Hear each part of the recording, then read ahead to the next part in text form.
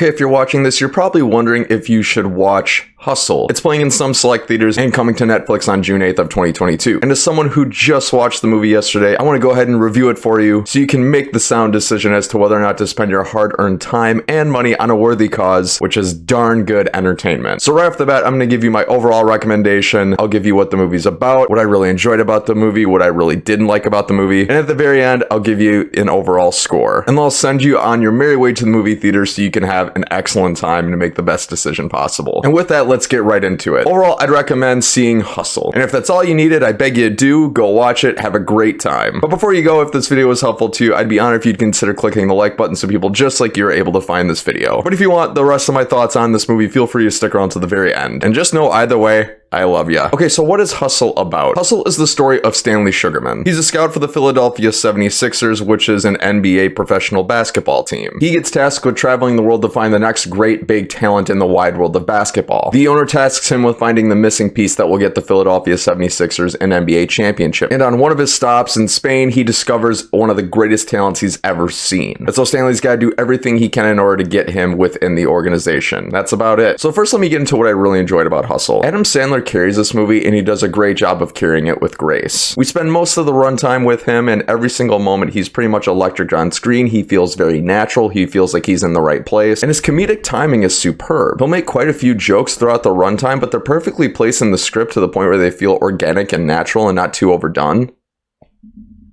And it keeps the movie from ever feeling gratuitous or kind of like an eye roll. Additionally, the movie's pacing is quite nice. This clocks in at about just under 2 hours, but you never really feel that long runtime. To be honest, the movie feels more like an hour and 30 minutes, which is a nice welcome addition because everything starts off rather quickly and it continues that nice cadence throughout the entire movie. There's no lulls, there's no drags, and there's no stretches that will have you feeling bored. And one of the most interesting things about Hustle is the ways in which it produces conflict. And it does a great job of really making you empathize with all the characters that you come across. Throughout Stanley trying to get this player into the NBA, you can really see all the different problems he's facing. And within this process, he's got to balance his family, his job, his life, his career, and it's not an easy thing to do. You can see it weighing on him, and you really want to root for him to succeed, which the film does a great job of getting you invested into. And plus, with the character of Bo, all the trials and tribulations he's got to go through in order to achieve his goals, you can really feel the weight on his shoulders. Without giving away any spoilers, he's got a lot riding on him, and you feel the weight of that, and the marriage between him and also Stanley Sugarman couple each other quite nicely. And with that, you really buy into the chemistry between the two of them, and it makes the experience so pleasant. But now on the flip side of the coin, what did I really not like so much about the movie? There's very little downside to be had in Hustle, but there's one thing I can say for sure. The underdog story elements that this movie proposes, I just don't think were executed very well because the story didn't really captivate or compel me in any way. Bo, Cruz, and Stanley are after one big goal in this film, but within that journey, you don't really feel like that experience is elevated very much. In fact, the story feels very familiar, like you've probably seen it before, and that familiarity might bore some audience members, and I wouldn't blame you for feeling that way, because the sports underdog element is something we've seen in many films before, and again, it is used in this one. One caveat I will say to that point, the movie does introduce some interesting elements in order to make it a little bit unique, but the overall plot of it still feels familiar. Meaning if you're looking for something extremely new, extremely novel in this movie, you probably won't get it here. And with that, I promised you an overall score for the movie, so I will say this for Hustle. I'm gonna give Hustle a 7 out of 10. It's a very good movie, and I highly recommend watching it or seeing it if it's playing in a theater near you. You'll walk away from it feeling pleasant and happy that you watched it. If you're a basketball fan, you'll certainly love this movie, and even if you're not a basketball fan, you'll still enjoy this movie. And friends, thank you so much for watching this video. If you found this to be valuable or helpful, I'd be honored if you'd go ahead and consider clicking the like button so people just like you are able to find this. Or if you like videos just like these, click any of the cards up above or any of the links down in the description below for your viewing pleasure. Once again, this has been the Bankrupt Hippo YouTube channel. I've been Bryce, and until next time,